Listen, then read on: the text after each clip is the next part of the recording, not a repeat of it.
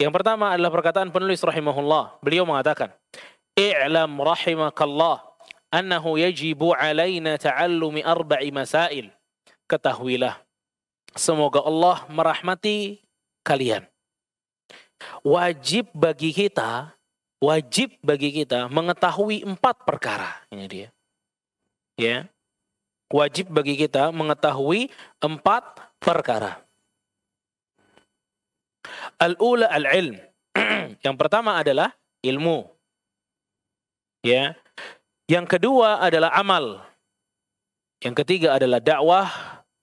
Yang keempat adalah sabar. Ya. Jadi ada 4 perkara yang wajib untuk diketahui. Perkara yang pertama adalah ilmu. Perkara yang kedua adalah amal. Perkara yang ketiga adalah dakwah. Perkara keempat adalah sabar. Ini 4 perkara yang harus diketahui oleh seorang muslim. Bahkan penulis mengatakan yajibu. Ya, yajibu itu artinya apa? Wajib. Ya, wajib diketahui, kata penulis, untuk setiap muslim. Ada ilmu, ada amal, ada dakwah, ada sabar. Ini 4-4-nya harus dipelajari gitu loh. Ya, ini 4-4-nya harus dipelajari, dan ini yang akan masuk kepada pendahuluan dari kitab Ushul Tsalatsah. Nah, penulis rahimahullah taala, beliau bilang lagi, ilmu yang dimaksud itu adalah huwa ma'rifatullah wa ma'rifatu nabiyhi wa ma'rifatu dinil islami bil adillah. Ada 3 ilmu yang wajib yang dimaksud oleh penulis. Ilmu yang pertama adalah ilmu tentang Allah.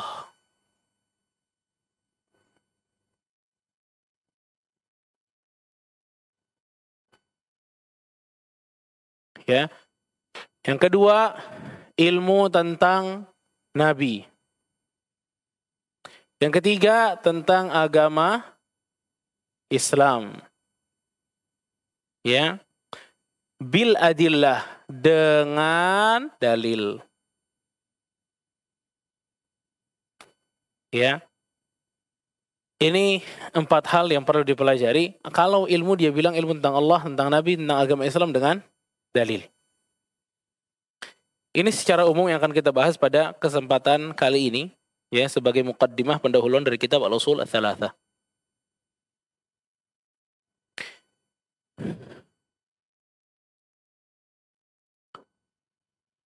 Nah, para akhwat sekalian, barakallahu fikum, penulis tadi bilang, ya, sesungguhnya wajib bagi kamu, ya, wajib bagi kamu untuk mengetahui 4 perkara ini.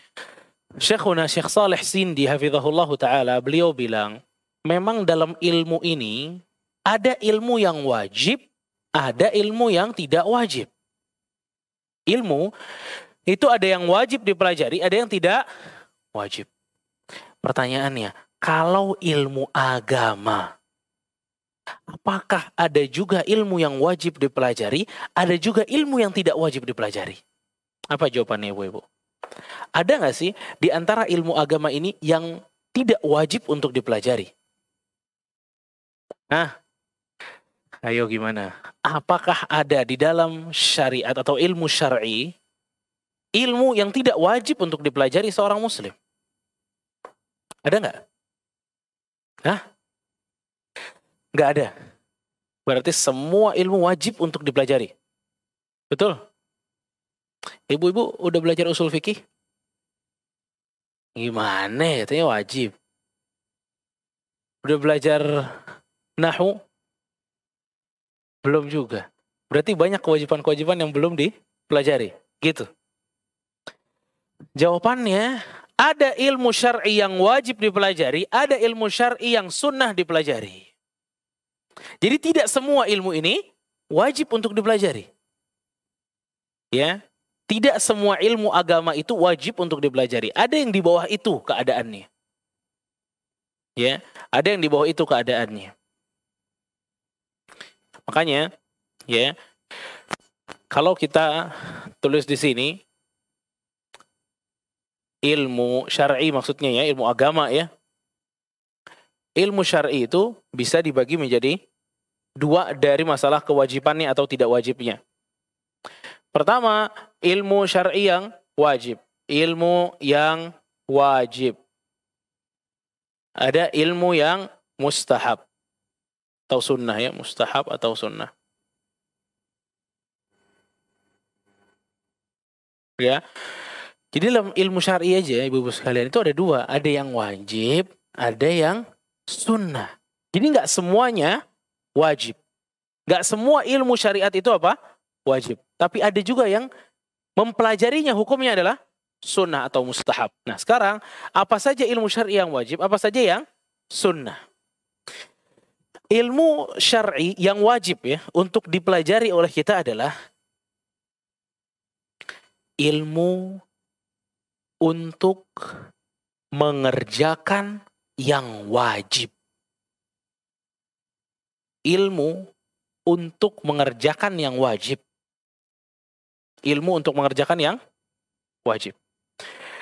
Ilmu untuk mengerjakan yang wajib, ibu-ibu sekalian, itu hukum mempelajarinya wajib. Saya ulang nih, perhatikan.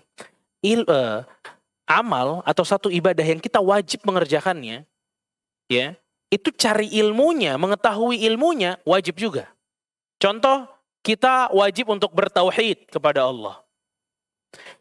Nah, belajar tentang tauhid juga ikut wajib. Kita wajib sholat. Mengetahui tata cara sholat hukumnya apa? Wajib. Kita wajib puasa di bulan Ramadan. Tata cara mengetahui cara puasa hukumnya apa? Wajib. Dan begitu seterusnya. Ya. Jadi kalau amalnya ini hukumnya wajib, maka mempelajarinya apa? Wajib. Ya. Ma la yatimmul wajibu illa bihi fahuwa wajib. Satu kewajiban, ini kaidahnya. Satu kewajiban. Ini ada kewajiban yang kita tidak bisa melakukannya kecuali dengan bantuan yang lain, maka bantuan ini hukumnya wajib. Ya. Kewajiban yang kita tidak bisa melakukannya kecuali dengan bantuan, maka hukum bantuan ini wajib. Contohnya gini, Ibu.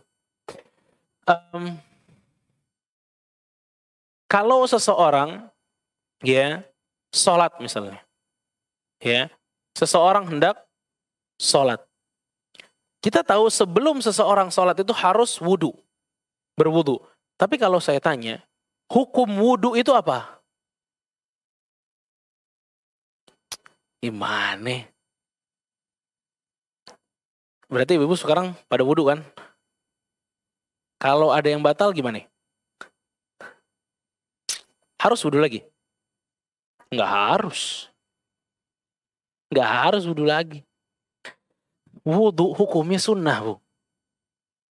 Kalau mau sholat jadi, nah itu yang benar. Itu kaidah yang saya katakan tadi. Kewajiban, kalau kita tidak bisa melakukannya kecuali dengan bantuan, bantuan ini wajib. Sholat, kita nggak bisa melakukannya kecuali dengan wudu. Wudu yang tadinya sunnah jadi apa? Wajib. Paham? Jadi semua yang jadi bantuan-bantuan ini, additional ini jadi wajib. Kalau si amal yang wajib itu nggak bisa dikerjakan kecuali dengannya. Kita diperintahkan wa ma khalaqtul jinna wal insa illa liya'budun. Tidak diciptakan jin ataupun manusia kecuali untuk beribadah kepada Allah, untuk bertauhid kepada Allah. Caranya gimana bertauhid? Belajar bagaimana cara bertauhid. Makanya kita nggak bakal bisa bertauhid kecuali dengan belajar tauhid. Maka belajar tauhid hukumnya apa? Wajib. Itu kaidahnya tuh. Ya, belajar tauhid hukumnya apa? Wajib. Jadi itu ilmu syar'i yang wajib. Nggak boleh seseorang jahil dalam ilmu-ilmu yang wajib. Kayak orang nggak ngerti cara sholat. Nggak boleh. Dia mesti ngerti cara sholat. Makanya orang kalau baru masuk Islam, ya, selain diajarkan la ilaha illallah, langsung diajarin apa? Sholat. Nanti dia mesti tahu tata caranya sholat seperti apa. Dan itu apa namanya? Continue gitu ya. Nanti dia bisa baca Al-Fatihah, baru nanti baca zikir-zikir yang lain dan begitu. Seterusnya. Ya, tapi intinya semua amal ibadah yang wajib, mempelajarinya hukumnya juga wajib. Ya. Adapun yang kedua tuh, yang mustahab, sebaliknya. ilmu untuk mengerjakan perkara yang mustahab. Ya. Ilmu ini kenapa mustahab? Kenapa sunnah? Karena ilmu ini ilmu untuk mempelajari, untuk mengerjakan perkara yang sunnah. Untuk mengerjakan perkara yang sunnah. Untuk mengerjakan perkara yang sunnah. Tapi, ya, yang dimaksud dengan sunnah di sini itu untuk individu. Ibu-ibu perhati ini untuk individu, bukan untuk keseluruhan kaum muslimin. Contohnya gimana? Bahasa Arab misalnya. Atau tadi deh, usul fikih misalnya. Itu untuk kalau ditunjuk satu persatu, ya, kamu mempelajari usul fikih apa? Sunnah pasti. Saya ditunjuk. Ustadz mempelajari hukum usul fikih, hukumnya apa? Sunnah. Gak mungkin wajib. Itu untuk individu. Tapi kalau kita berbicara tentang masyarakat kaum muslimin secara umum, maka fardu kifayah bagi mereka. Wajib bagi sebagian kaum muslimin. Itu yang dimaksud mustahab.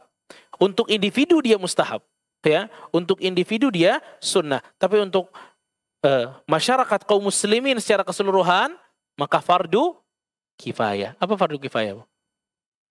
Hah?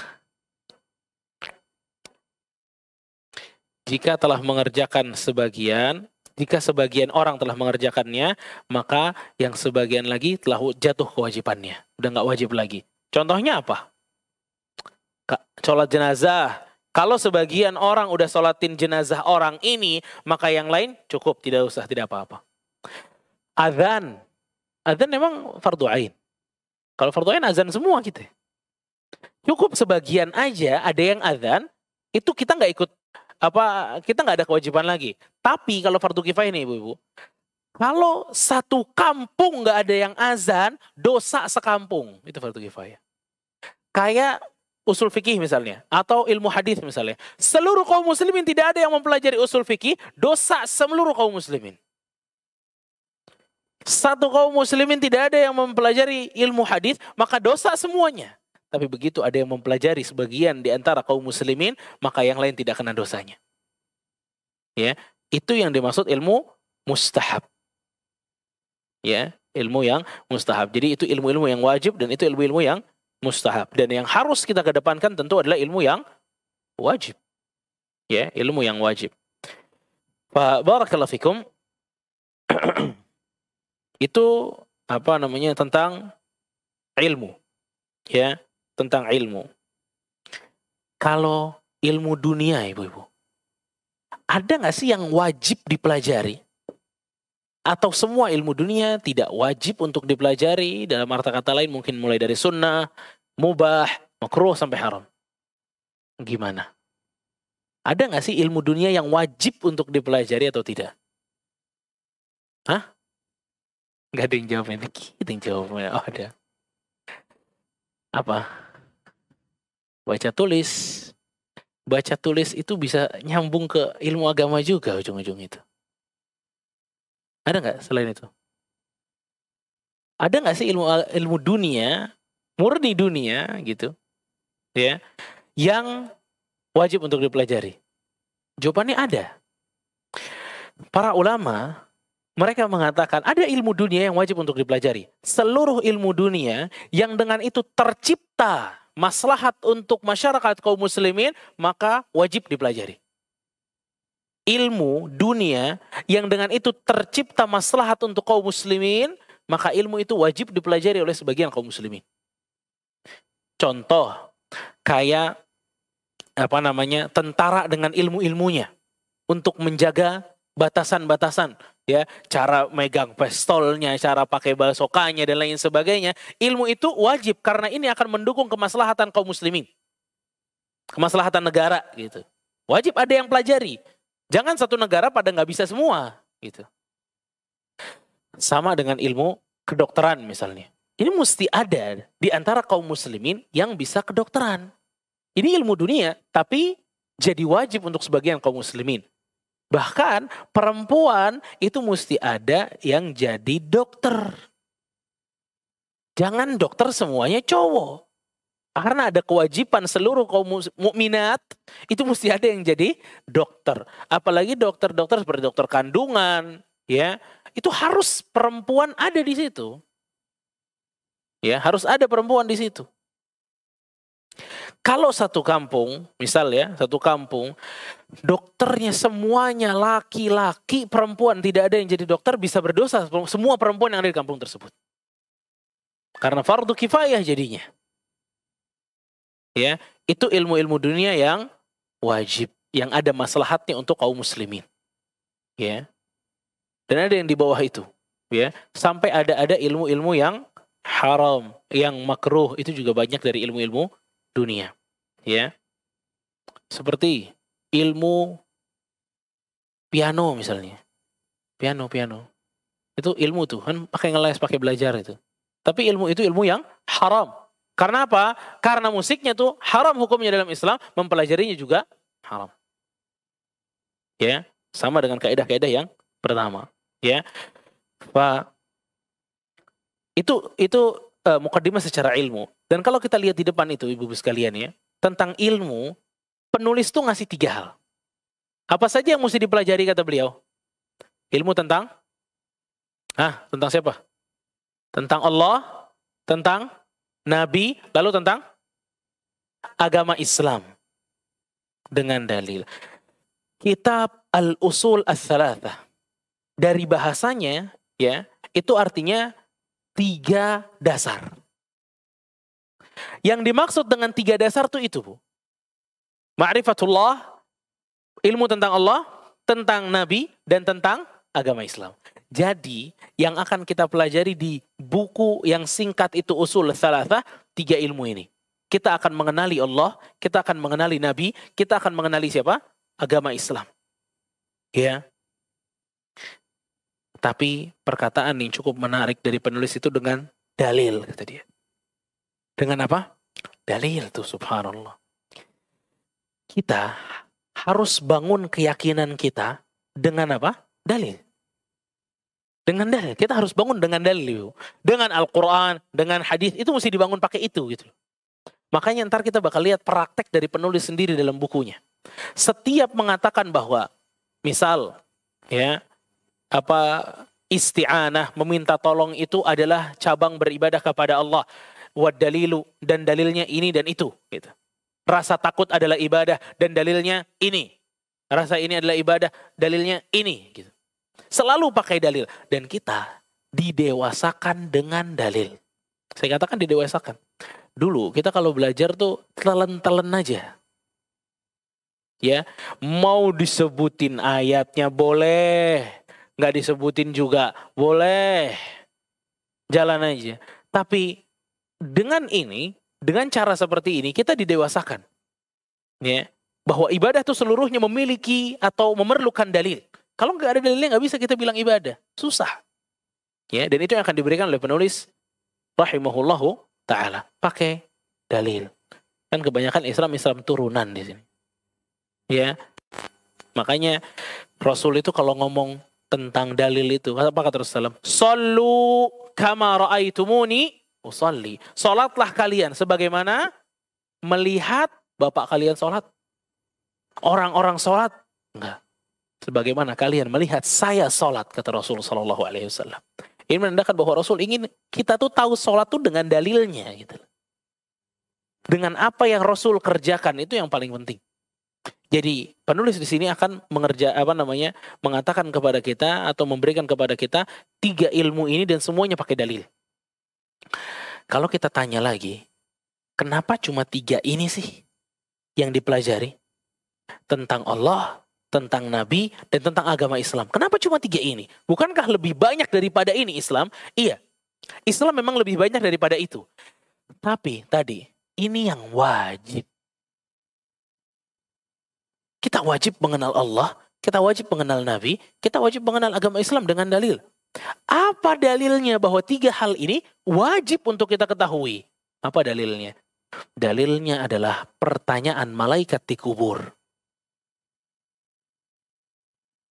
Apa pertanyaan malaikat di kubur? Man Rabbuka? Siapa Tuhanmu? Ini yang paling pertama ditanya. Ya, makanya di sini penulis mengambil faedah bahwa wajib untuk kita mempelajari tentang Allah. Karena ada pertanyaan itu nanti. Terus ditanya apa lagi? Nabinya ditanya dulu tentang apa? Nabinya dalam riwayat yang lain memang Islamnya. Wa ma dinuk? Apa agamamu? Dan yang ketiga, wa ma hadzal rajul ladzi bu'itsa fikum? Dan siapa yang diutus kepada kalian? Siapa nabi kalian? Tiga-tiganya ditanya di kuburan, Ibu-ibu. Allah, nabi, dan agama Islam. Karena dasar inilah penulis buat kitab Ushul Tsalatsah. Karena ini udah paling dasar banget. Kita mesti kenal Allah dengan dalilnya. Karena orang kenal Allah dengan dalil pasti berbeda dengan orang yang mengenal Allah tanpa dalil. Ya. Dan Syekhuna Syekh Sulaiman hafizahullah ta'ala, beliau pernah bilang, kenapa sih kita mesti mempelajari ini dengan dalil? Kenapa nggak kita ikut aja? Ikut-ikut aja. Nggak bisa. Ternyata dalam hadis tersebut, hadisnya Bara ibn Azib ini, pada saat seorang mukmin ditanya, "Man rabbuka wa ma dinuka wa ma hadzal rajul ladzi bu'itsa fikum?" Pada saat seorang mukmin ditanya ini, Ibu-ibu sekalian, seorang mukmin itu akan jawab. Tapi bukan dengan hafalannya, tapi dengan imannya. Ya. Maka dengan jawabannya ini, dia mendapatkan aroma surga, diluaskan kuburannya, dikasih mimpi-mimpi tentang surga, semuanya nikmat. Ya, dijawab. Tapi pada saat Rasul bercerita tentang pertanyaan orang kafir, apa kata Rasulullah SAW? Orang kafir ini tidak bisa mengatakan kecuali apa? Ahin la adri. Nggak tahu. Alhamdulillah. Kita mendingan nggak tahu di sini daripada nggak tahu di sono. Nggak tahu. Dalam riwayat yang lain, si orang kafir ini bilang, Sami'tun nasa yaqulun. Saya hanya mendengar orang-orang mengatakan ini dan itu dan saya ikut. Lihat. Kata Syekhuna Syekh Sulaiman, beliau bilang, ini orang cuma ikut-ikutan aja. Nabinya Muhammad, ya udah nabinya Muhammad. Tuhannya Allah, ya Tuhannya Allah. Udah itu aja udah. Agamanya Islam, ya agamanya Islam. Udah itu aja. Tapi nggak ngerti siapa yang dia yakini itu. Dia nggak kenal tentang Allah. Dia nggak kenal tentang Nabi. Dia nggak tahu agama Islam. Kalau orang nggak punya ilmu tentang ini, akan lemah keadaan imannya di kuburan dia nanti. Seperti orang-orang kufar dan munafikin. Itu dia. Makanya sebagian para ulama mengatakan, nggak bisa seseorang memiliki akidah tentang tiga hal ini kecuali dengan dalil. Jadi mesti kuat dia, tiga hal ini. Dan disebutkan dengan dalil ibu-ibu, itu agar kita keyakinannya lebih kuat lagi, itu maksudnya. Cukup jelas bagi kita gitu loh. Nanti insya Allah kita akan pelajari tentang tiga hal ini ke depan. Adapun yang kedua, setelah ilmu, maka yang wajib dilakukan oleh seorang hamba itu adalah apa? Amal. Kenapa amal nomor 2, ilmu nomor 1? Karena kaidahnya apa? Al-ilmu qabla al-qawli wal amal. Berilmu dulu sebelum berkata dan beramal. Berarti nih, kita semua sepakat di sini. Setiap amal itu harus pakai apa? Ilmu. Kalau nggak pakai ilmu, nggak bisa kita beramal. Sebenarnya simple Islam. Kalau kita mau beramal, ketahuilah ilmunya. Selesai urusannya, silakan beramal. Ya, yang penting mesti tahu dulu ilmunya. Setiap hari itu kita minta sama Allah agar tidak beramal kecuali di atas ilmu. Setiap hari, sadar atau tidak sadar, kita minta perlindungan kepada Allah agar tidak beramal kecuali di atas ilmu. Kapan? Pada saat kita baca surat Al-Fatihah. Ghairil maghdubi alaihim waladdallin. Ad-dallin itu orang-orang Nasrani. Yang karakter yang paling kuat di mereka itu adalah apa? Beramal tanpa ilmu. Beramal tapi tanpa ilmu. Berbeda dengan karakternya orang Yahudi. Al-maghdubi alaihim. Orang yang dimurkai oleh Allah. Karakter Yahudi beda lagi. Kalau karakter Yahudi apa? Ilmu saja tanpa amal. Tuh lihat. Dua-duanya tercela. Udah. Dua-duanya tercela. Makanya ilmu lalu amal. Menandakan bahwa ilmu itu untuk diamalkan dan amal itu butuh ilmu. Jadi kita cari ilmu ini dan saya udah berulang-ulang ini bilang. Ilmu ini sarana. Tujuannya apa? Amal. Karena yang akan ditanya sama Allah nanti, bima kuntum ta'malun. Dari apa yang kalian telah kerjakan. Itu yang akan ditanggungjawabkan tuh. Ya. Jadi ilmu ini sebagai apa? Sarana. Kalau kita ngerti bahwa ilmu itu sebagai sarana, kita nggak bakal jadikan ilmu sebagai tujuan, Ibu-ibu. Apa sih dampak buruknya kalau kita jadikan ilmu sebagai tujuan? Dampak buruknya adalah hanya koleksi ilmu, tidak ada amal. Kajian ini datang, kajian itu datang, kajian ini datang semua kajian. Tapi amalnya nol. Karena dia hanya mau koleksi ilmu, tidak ada tujuan amal. Makanya lain kali kalau datang, selain ingin mendapatkan ilmu, kita juga punya niat, ilmu yang kita dapatkan, saya akan amalkan. Kalau ilmunya tentang keyakinan, maka amalnya gimana? Yakini itu. Kalau ilmunya tentang perbuatan, misalnya fikih sholat, ya sholatnya seperti itu yang dipelajari. Dan begitu seterusnya. Karena amal itu tujuannya, ilmu itu sarananya. Ilmu itu sarana. Ya. Nah, makanya seseorang itu tidak bisa beramal kecuali di atas ilmu. Pastikan itu. Yang ketiga kata penulis apa? Ad-da'watu ilaihi. Berdakwah kepada hal tersebut. Ya. Apa yang kita miliki ilmunya itu harus dizakati. Ada zakat ilmu. Kata ulama, zakatnya ilmu itu adalah didakwahkan. Zakatnya ilmu itu adalah apa? Didakwahkan. Jadi ilmu yang kita miliki itu harus didakwahkan.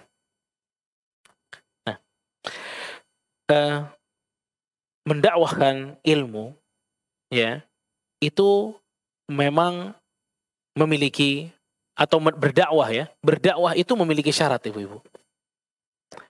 Apa syarat dari dakwah? Hah? Apa syarat dari dakwah? Hah? Ibu nggak ada yang dakwah nih? Ada yang dakwah apa enggak nih? Harus punya ilmu. Itu yang paling pertama tuh, Ibu. Gimana ceritanya kita mau dakwah tapi nggak punya ilmu? Itu nggak mungkin. Nggak mungkin. Kita mesti mendakwahkan sesuatu yang kita miliki ilmunya, baru kita dakwahin. Kalau kita nggak miliki ilmunya, gimana cara dakwahnya? Jadi syarat pertama seseorang berdakwah itu apa? Ilmu. Berarti orang yang nggak ada ilmunya nggak usah dakwah. Nggak usah dakwah memang. Kecuali punya ilmu, silahkan berdakwah. Dan yang dimaksud dengan dakwah di sini adalah bukan cara hanya seperti ini aja. Saya duduk di sini, di atas bangkunya, ada mejanya, ibu-ibu dengerin di bawah. Nggak sekecil itu dakwah. Dakwah itu pada saat seorang istri bilangin kepada suaminya, suami bilangin ke istrinya, itu juga termasuk dakwah. Dan dia dalam hal itu berdakwah sesuai dengan kemampuannya. Kan Rasul udah bilang, balighu anni walau ayat. Sampaikan kepadaku walaupun satu ayat aja. Jadi apa ilmu yang Anda miliki, share deh kepada orang terdekat. Gitu. Koridornya harus kepada orang-orang yang terdekat. Bukan seperti ini. Kalau seperti ini, mengajar seperti ini memang butuh ilmu-ilmu yang lain. Ilmu-ilmu mustahab tadi itu. Ilmu-ilmu yang sunnah lagi mesti ditambahkan. Tapi kalau dakwah secara global, secara umum, maka apa yang kita ketahui, kita dakwahkan kepada orang terdekat kita. Makanya di sini ditulis nomor 3, dakwah karena hukumnya wajib. Itu masalahnya. Sekarang coba berpikir. Nomor 3-nya dakwah, nomor 2-nya amal, nomor 1-nya ilmu. Tadi ditanya syarat kita berdakwah itu harus punya ilmu. Boleh nggak sih kita nggak amalin tapi kita dakwahin? Contoh nih, sedekah misalnya. Kita nggak sedekah, tapi kita nyuruh orang sedekah. Ayo. Boleh nggak?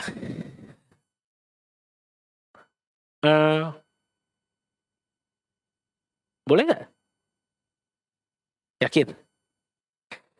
Jawabannya, mengamalkan apa yang kita dakwahkan bukan syarat dalam dakwah. Ya. Mengamalkan apa yang kita dakwahkan itu bukan syarat dalam dakwah. Jadi nggak mesti seseorang dakwah itu harus diamalkan dulu. Ya memang nggak mesti. Bukan syaratnya gitu loh. Karena ada amalan-amalan yang hanya sanggup kita dakwahkan tapi tidak bisa kita amalkan. Saya sekarang bilang, ibu-ibu haji deh. Bayar tuh 300-400 juta. Saya cuma bisa ngomong doang. Nggak punya juga gitu loh. Tapi boleh nggak saya dakwahkan?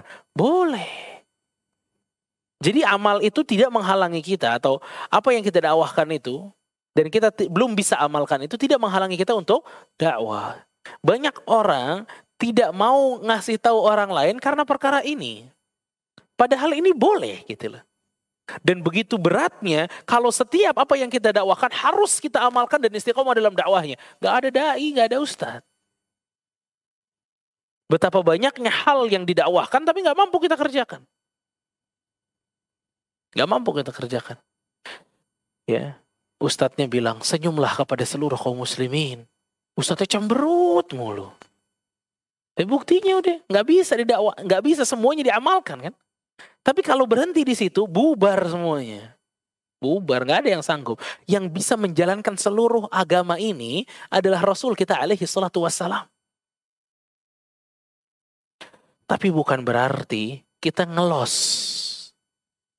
Gak ada tuh keinginan amal dalam diri kita pada saat kita mendakwakan. Ini berbahaya. Atamuruna an-nasa bil birr wa tansawna anfusakum wa antum tatluna al-kitaba afala ta'qilun, kata Allah surat Al-Baqarah.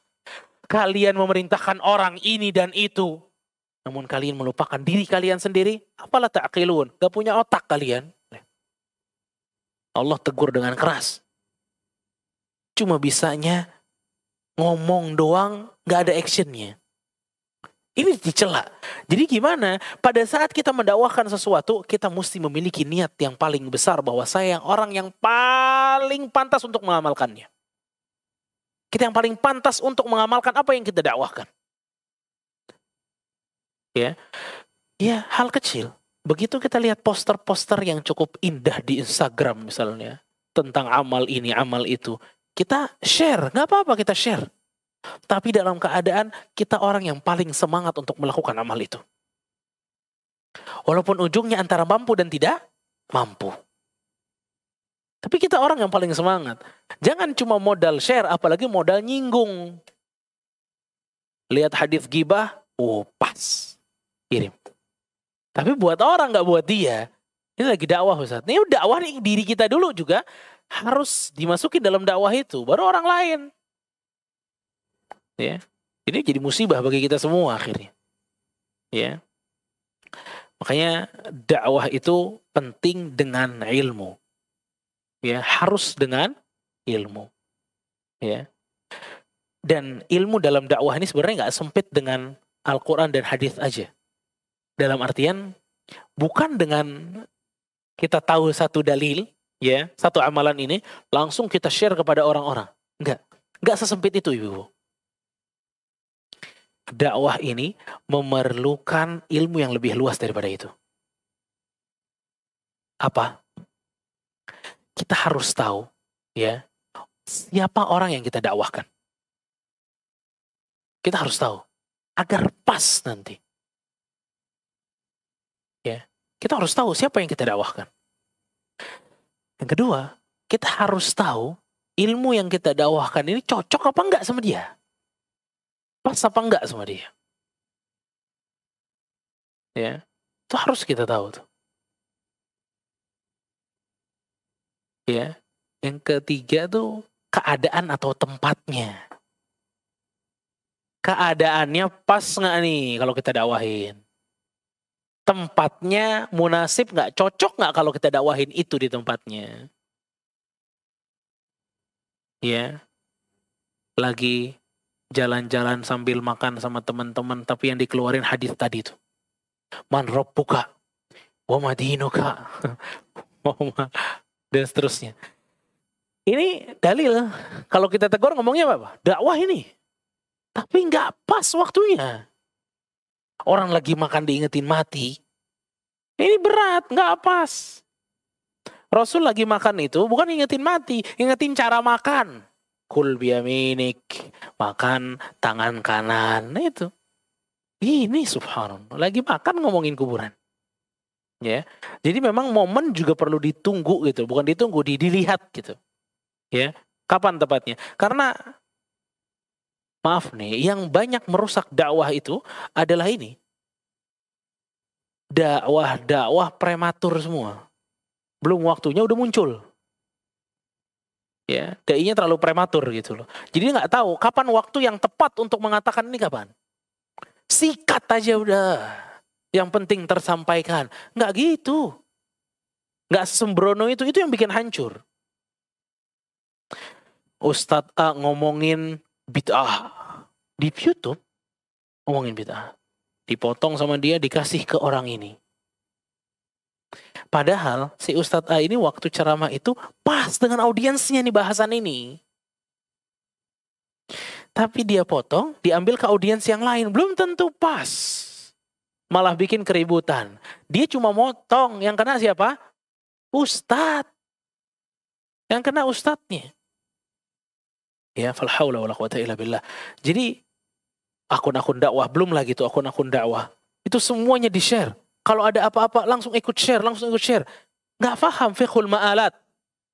Fikih bagaimana nanti reaksi ke depan seperti apa. Dampaknya ke depan seperti apa. Dan ini yang bisa lihat emang duat para ulama. Para da'i, para ulama yang bisa lihat. Akun dakwah agak bisa. Semuanya di-share, jadi kacau. Ya, dakwah udah rapih, dia masuk, kacau.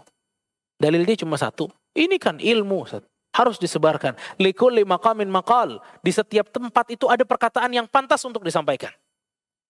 Yang tidak pantas untuk disampaikan di tempat yang lain. Ya. Dan ini kita harus paham gitu loh. Dan berhati-hati masalah ini. Dan yang keempat itu apa? Sabar. Was-sabru 'alal adza fih. Sabar dengan gangguan-gangguan di dalamnya. Sabar dengan gangguan-gangguan di mana? Di dalamnya. Maksudnya di mana?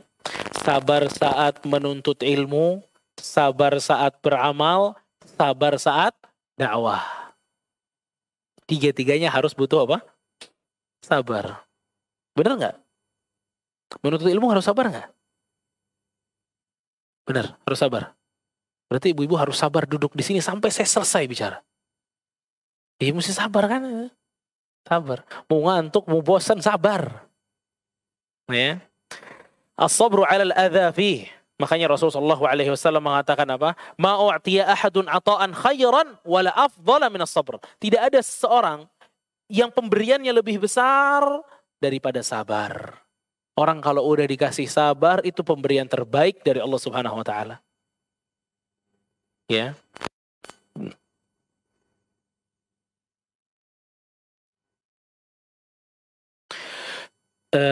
Apa sih maksudnya sabar? Apa maksudnya sabar?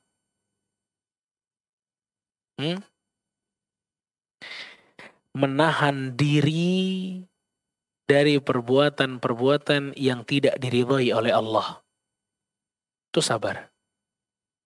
Dalam keadaan apapun, menahan diri dari perbuatan-perbuatan yang tidak diridhai oleh Allah Subhanahu wa taala. Itu adalah sabar. Ya. Biasanya kalau orang kena musibah, ya qadarullah lah, sendalnya hilang. Kalau sendalnya hilang, ya, dia marah-marah. Disuruh sabar, saya sabar, tapi sambil teriak-teriak gitu. Ya. Maka ini bukan sabar yang dimaksud. Ya, bukan sabar yang dimaksud. Sabar itu ya kita tahan semuanya, itu sabar. Pahit nggak? Iya emang pahit, itu dia masalahnya. Kalau sabar tuh mudah, nggak bakal hadiahnya surga. Paling air kalau hadiahnya mudah. Tapi ini sabar ini berat banget gitu loh. Sabar ini berat banget. Makanya kan dikatakan oleh Rasulullah SAW, kalau orang udah punya sabar, udah pemberian terbaik dari Allah. Dan sabar yang pertama itu adalah sabar di atas ilmu. Sabar di atas ilmu. Kita sabar lagi belajar, itu paling penting tuh. Ya. Karena Rasul SAW, Rasul aja dalam surat Al-Ahqaf ya, ayat 35, Rasul SAW dalam surat Al-Ahqaf ayat 35 apa kata Allah? Fasbir kama sabara ulul azmi minar rusul. Sabarlah kamu wahai Muhammad sebagaimana para rasul-rasul sebelummu sabar. Nabi SAW disuruh sabar oleh Allah dalam surat Al-Ahqaf ayat 35. Suruh sabar sebagaimana nabi-nabi sebelum kamu bersabar. Ya, sabar dalam ilmu, di atas ilmu.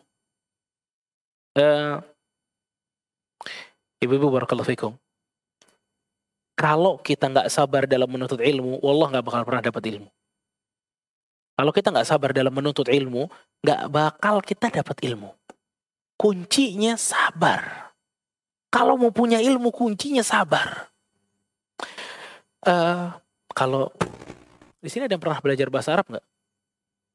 Pernah belajar, saya nggak bilang bisa. Nah kan, pada alumni kan? Alumni para syuhada, para syahid nih kayaknya nih. Mati syahid semua nih kalau lagi peperangan bahasa Arab. Itu bahasa Arab menurut saya adalah kalau buat di Indonesia itu pelajaran yang paling menguji kesabaran para penuntut ilmu. Pertemuan pertama semangat. Ajib. Ana antuma antum. Ya, kaifa haluka? Alhamdulillah. Ya begitu aja terus. Pertemuan kedua masih oke, masih percakapan.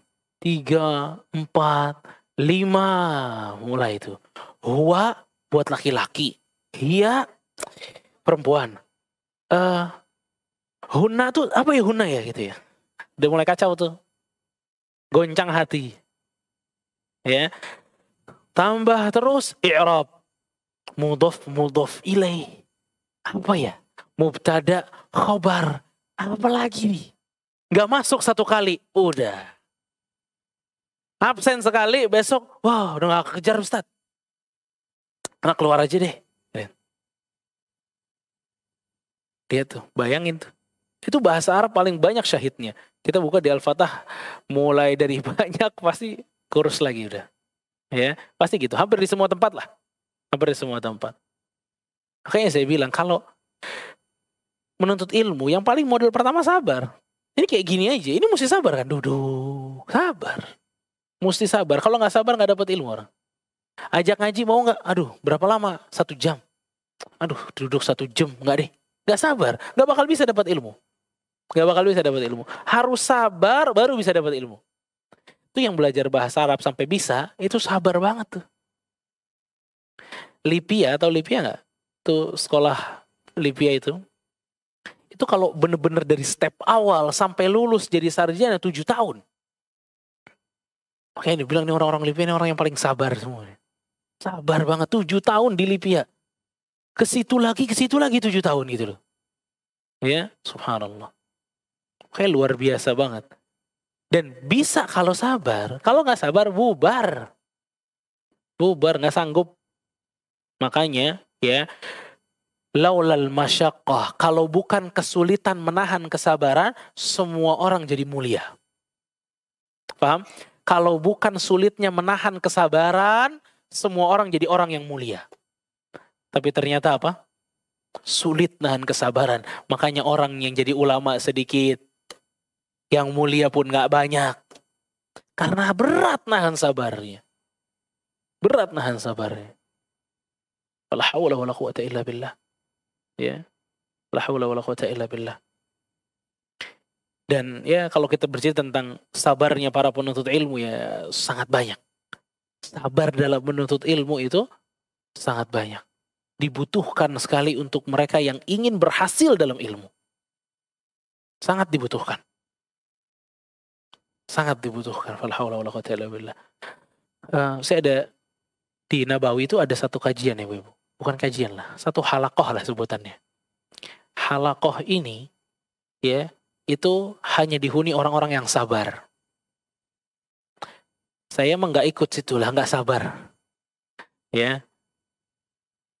Halaqah ini hanya dihuni orang-orang yang sabar. Yang halaqah ini Ibu, itu nggak ada cerita.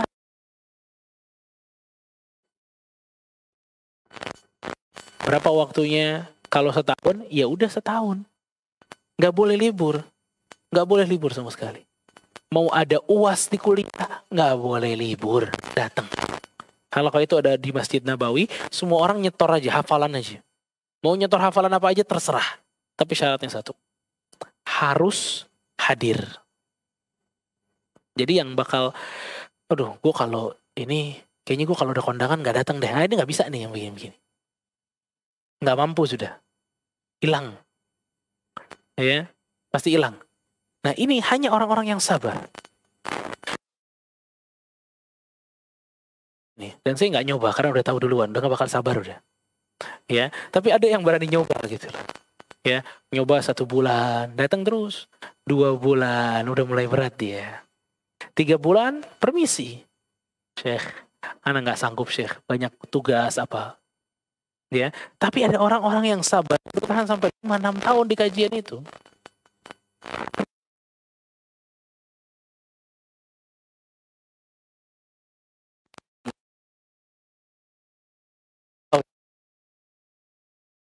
Memang kesulitan dia itu awal, susah.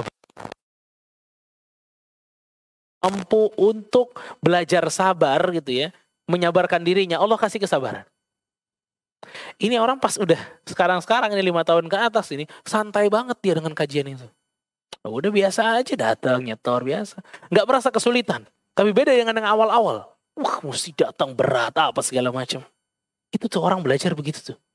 Jadi Allah lihat betul gitu loh. Kalau sabar nanti dikasih kemudahan. Kalau sabar nanti dikasih kemudahan. Tapi kalau nggak sabar bubar. Kalau nggak sabar pasti bubar menuntut ilmu tuh. Ya, kajian apapun ibu-ibu. Kalau saya mau tanya, yang ikut Qawaidul Arba dari awal sampai akhir ada nggak? Nggak pernah absen sama sekali lah. Sekali absen sakit, tetap tidak masuk. Ini bisa nggak? Ada nggak yang full? 1, berapa lagi? 2, 3, 4, 5, 6. Masya Allah. Duit 6 orang ya. 6, ya mungkin ada yang tidak tunjuk tangan. Jadi ya saya anggap 10 atau 15 lah. Ya. Dari sekian orang gitu loh, paham? Memang berat gitu ya. Dengan dzuruf masing-masing ya, dengan udzur masing-masing gitu loh. Dengan udzur masing-masing. Apalagi yang nggak masuknya ini tanpa udzur. Ya emang gak bakal sanggup itu. Karena menuntut ilmu ini berat. Butuh sabar. Rasul waktu mau dapat wahyu, itu turun surat Al-Mudathir. Ya ayyuhal mudathir. Yang berselimut, qum fa'anzir. Suruh bangun sama Rasul. Gak bisa malas-malesan. Ini dia beratnya kita nih. Gak boleh malas-malesan dalam ilmu. Gak boleh dalam selimut ternyata. Gak boleh dalam selimut. Apalagi yang ilmunya cuma dalam selimut. Ya. Nggak bakal jadi penuntut ilmu itu. Berat dah itu. Ya. Qum fa'anzir wa rabbaka fakabbir wa thiyabaka fatahhir wa rujza fahjur wa la tamnun tastakthir wa li rabbika fasbir. Dan sabarlah untuk Allah. Tuh. Sabarnya untuk siapa? Allah. Itu memang perlu digarisbawahi berkali-kali. Kalau sabar itu untuk Allah, bayangin. Ya. Surat Al-Mudathir, ayatnya lupa dah ayat berapa. Surat Al-Mudathir lah. Ya. Wali rabbika fasbir. Dan sabarlah untuk Allah. Maksudnya sabar untuk Allah itu apa sih? Kita sabar mengharapkan pahala dari Allah. Kita sabar mengharapkan pahala dari Allah. Itu yang bisa menjadikan orang itu langgeng sabarnya tuh. Karena sabarnya untuk Allah. Ya. Gue masih sabar nih. Bentar lagi. Nah, itu enggak untuk Allah tuh. Makanya dia nunggu waktu dia pecah gitu. Ya. Itu enggak pas tuh gitu loh maksudnya. Wali rabbika fasbir itu enggak ada kayak gitu. Nah, itu beratnya ibadah sabar. Karena sabar ini ibadah. Kalau sabar itu ibadah, maka harus diberikan juga kepada Allah.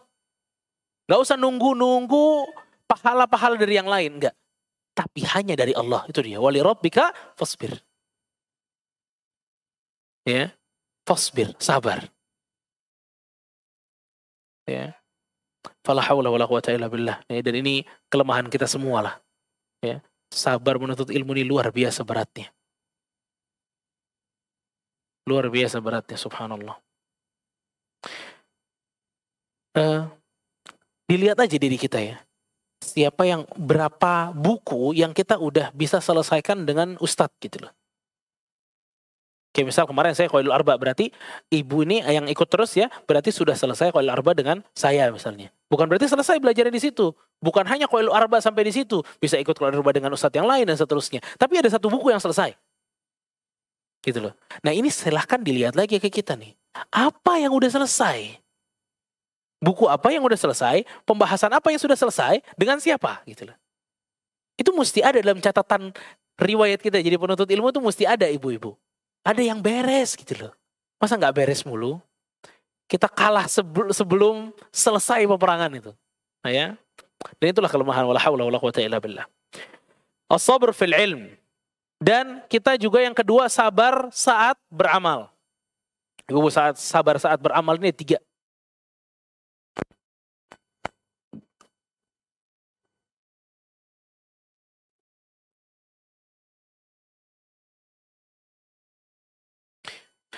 Sabar saat beramal. Ya, saat beramal itu ada 3.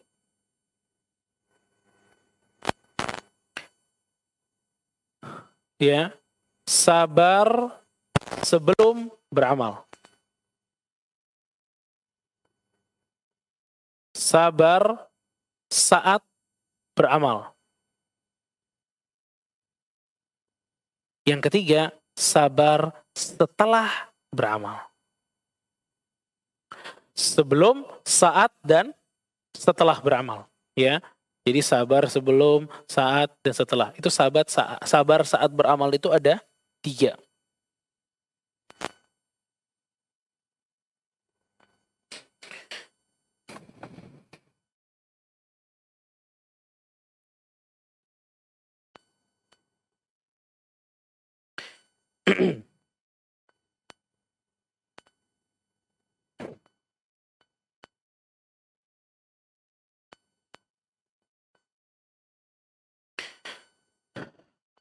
Ya, sabar sebelum beramal. Itu gimana caranya kita sabar sebelum beramal? Yaitu sabar dalam menuntut ilmu untuk beramal. Sabar menuntut ilmu untuk beramal. Ya, sabar menuntut ilmu untuk beramal. Itu sebelum beramal adanya. Dan kita mesti sabar. Nah, pada saat kita udah punya ilmu, kita masuk kepada sabar yang kedua. Sabar saat beramal. Apa maksudnya sabar saat beramal? Kita sabar mempraktekkan ilmu yang kita miliki. Sabar mempraktekkan ilmu yang kita miliki. Itu saat beramal. Dan mesti sabar. Dan mesti sabar.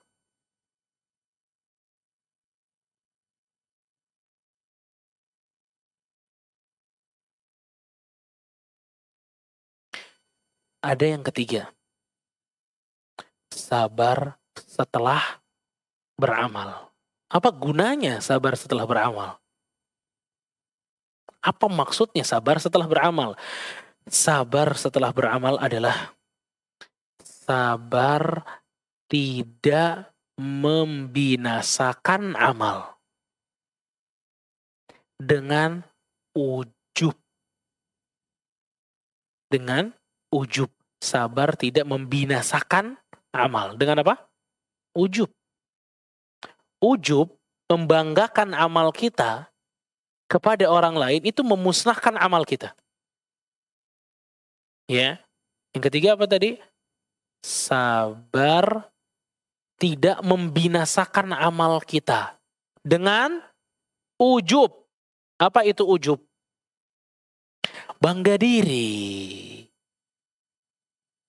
Bangga diri. Kan kalau saat beramal kan kita udah berpunya ilmunya tuh. Ikhlas juga masuk di situ tuh. Riya juga masuk di situ tuh. Tapi ini ujub nih setelah amal adanya. Jadi mungkin aja ibu-ibu, orang tuh kalau beribadah, dia lepas dari riya. Emang dia nggak riya, dia nggak untuk dipuji orang. Tapi setelah beramal, dia punya potensi untuk ujub. Bangga-bangga amalnya. Dia bangga dengan amalnya. Ya. Dia melihat orang tuh kerdil banget. Kecil loh. Sum'ah itu juga mirip tuh. Apa kalau sum'ahmu? Iya. Kita nge-share biar orang dengar dan muji kita ya. Itu tujuannya. Tujuannya itu biar dipuji kita. Kalau tujuannya bukan dipuji, bukan. Ya. Biar dipuji semua orang.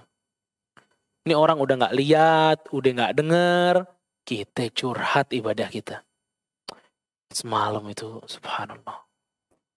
Khusyuk banget semalam. Sambil hujan, berdoa kepada Allah. Ini udah nggak dengar, orang jadi dengar. Man samma'allah samma'allahu lah. Siapa yang suka sum'ah, nanti Allah perdengarkan aibnya di hari kiamat. Ya, makanya berbahaya sum'ah. Ujub juga berbahaya. La tubtilu sadaqatikum bil manni wal adha. Jangan kalian membinasakan amalan sedekah kalian bil manni wal adha. Dengan menyebut-nyebutnya atau menyakiti orang yang kalian berikan. Ya, kan banyak tuh pencitraan. Habis sedekah, share. Habis sedekah, share lagi. Ini la tubtilu sadaqatikum bil manni wal adha. Nggak boleh kita membatalkan amal kita dengan cara seperti itu gitu loh. Jadi, maksud saya di sini adalah bahwa kita harus sabar menjaga amalan kita yang sudah rahasia tetap rahasia. Ya, harus sabar. Dan itulah butuhnya kesabaran. Itulah butuhnya kesabaran. Dan itu 3 sabar dalam amal. Adapun sabar dalam dakwah, tentu perkaranya juga jelas. Ya, bahwa kita di dalam berdakwah itu harus sabar. Harus sabar. Sabar untuk selalu menyampaikan. Sabar untuk selalu apa? Menyampaikan. Kita tidak berbicara tentang hasil, ibu-ibu. Karena hasil ini sekali lagi bukan di tangan kita. Hasil ini di tangan Allah Subhanahu wa taala. Kalau kita berbicara tentang hasil, bahwa orang yang berdakwah itu adalah orang yang mampu mengislamkan ribuan orang. Kalau hanya itu syaratnya atau hanya itu hitungannya, apa yang akan kita katakan kepada Nabi Nuh alaihi salam? 950 tahun, paling banyak 100 orang yang ikut sama Nabi Nuh. 950 tahun loh ini. Dan 950 tahun bukan 2 tahun dakwah, 2 tahun enggak. Bukan. Siang malam setiap hari berdakwah. Cuma dapat paling banyak 100 dan salah satu anaknya enggak ikut dakwahnya. Apakah kita katakan Nabi Nuh adalah dai yang gagal? Tidak. Karena sekali lagi bukan hasil. Yang diinginkan oleh seorang dai atau pendakwah itu adalah menyampaikan kebenaran dengan ikhlas. Kalau dia bisa nyampaikan itu dengan ikhlas, maka dia dai yang berhasil. Karena hasil ini sekali lagi, bukan di tangan kita tapi di tangan Allah. Semampu kita sampaikan yang terbaik, tapi hasil itu urusan Allah. Ya. Nabi Nuh 950 tahun hasilnya cuma segitu. Sedikit itu. Followersnya nggak nambah-nambah 950 tahun. Bayangin. Segitu-gitu aja. Ya. Makanya saya suka katakan ada orang yang selalu membagikan nasihat-nasihat baik di status, di Instagram. Tapi sayang banget. Gak ada yang like. Gak ada yang love. Gak ada yang gini. Gak ada yang barakallah. Akhirnya melemah dia. Besok-besok enggak deh. Kayaknya pada gak seneng deh orang-orang. Ya. Nah itu pada saat tujuan para di dakwah kita adalah hasil seperti itu, susah. Gak masuk-masuk. Tapi pada saat kita adalah memberikan dengan ikhlas, hasil urusan Allah, selesai urusannya. Mau ada yang like, atau tidak ada yang like, itu lanjut dia. Lanjut dia. Ya, lanjut aja subhanallah. Ya. Dan Syekh Ibnu Utsaimin rahimahullah taala, ibu pernah dengar Syekh Ibnu Utsaimin? Pasti insya Allah pada pernah dengar. Karyanya banyak banget, luar biasa. Tahu awal dia membuat kajian juga hanya 2-3 orang yang datang. Dan murid-murid dia yang dari dulu itu datang itu, dia bilang keadaan Syekh tidak berubah. Mau yang datang 100 orang ataupun hanya 1 orang begitu Syekhnya. Dan ini kekuatan yang cukup luar biasa. Dan gak putus dakwahnya, Allahu Akbar.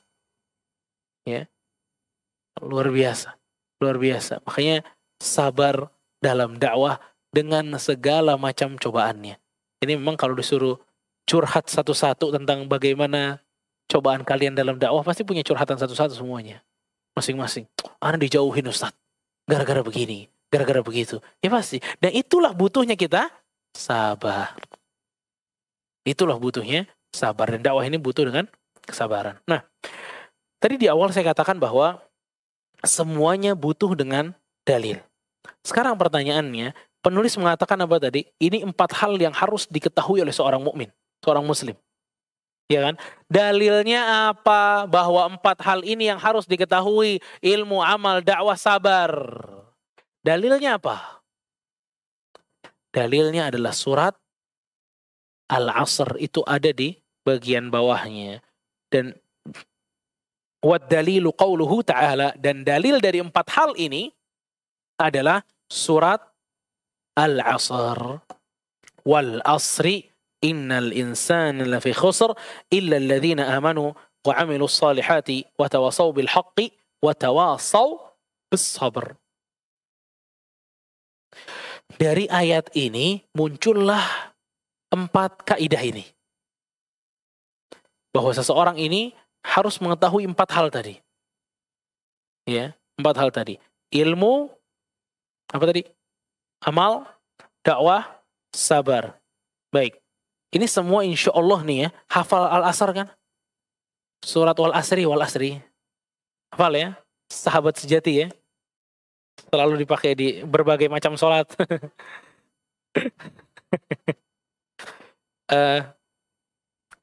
Sekarang coba kita berpikir sedikit. Masih bisa mikir lah insya Allah ibu, masih 2:30. Belum 2:30 lagi. Wal-Asr itu bunyi ayatnya Wal-Asri. Demi waktu. Innal insana lafi khusr. Sesungguhnya manusia di dalam kerugian. Semua manusia dalam kerugian udah. Semua. Saya dan Anda di kerugian. Illa alladhina amanu. Wa amilus salihat. Wa tawasaw bil haqqi. Wa tawasaw bis sabr. Nah, kalau kita nggak mau dalam kerugian, kita harus mengetahui 4 hal tadi yang di atas. Ilmu, amal, sabar, dakwah. Ilmu, amal, dakwah, sabar. Dalilnya surat Al-Asr. Sekarang saya mau tanya ibu-ibu. Adakah kalimat amalan di surat Al-Asr? Amal. Wa amilus solihat ada. Berarti memang benar. Kalau kita mau selamat harus amilus solihat. Terus ada perkataan tadi dakwah yang ketiga. Ada nggak dakwah di dalam surat Al-Asr? Ada. Mana? Wa tawasaw bil haqq wa tawasaw bis sabr. Menasehati dalam kebaikan dan kesabaran. Wasabr, sabar ada. Tapi justru yang nggak ada adalah kalimat ilmu. Kenapa sekarang? Coba berpikir. Kenapa di sini cuma 3? Apa namanya? Amal, dakwah, sabar. Ilmu nggak ada. Ilmu nggak ada. Ada yang bisa melihat di surat Al-Asr ada kalimat ilmu? Nggak ada. Adanya kalimat apa? Hah? Aduh. Apa coba? Illal ladzina amanu. Amanu belum disebut ini. Tapi kenapa ilmu bukan iman? Paham? Kenapa ilmu yang disebut oleh penulis bukan iman? Karena iman itu butuh ilmu. Kalau berbicara tentang ilmu, maka semuanya pasti masuk tuh. Amal soleh nggak mungkin, iman nggak mungkin ada kecuali pakai ilmu. Amal soleh nggak mungkin ada kecuali pakai ilmu. Berdakwah dengan kebaikan kecuali pakai ilmu. Sabar juga mesti pakai ilmu. Semuanya didasari dengan ilmu. Tuh lihat. Ya, makanya di ayat ini walaupun singkat ayatnya, tapi mengeluarkan faedah yang begitu luar biasa. Illal ladzina amanu. Karena nggak ada orang beriman kecuali dengan ilmu. Ya sekarang mikir aja coba. Iman kan keyakinan nih, masalahnya kita nih. Sekarang kita ingin meyakini sesuatu tapi kita nggak tahu ilmunya. Gimana caranya? Kita mesti tahu dulu ilmunya baru kita bisa meyakini. Makanya iman itu pasti terbangun di atas ilmu. Nggak mungkin nggak. Sebagaimana amal juga termasuk dibangun di atas ilmu. Ya. Barakallahu fikum. Insya Allah di pertemuan berikutnya kita mengupas tentang surat Al-Asr dan perkataan Imam Syafi'i dan juga Imam Bukhari setelah itu.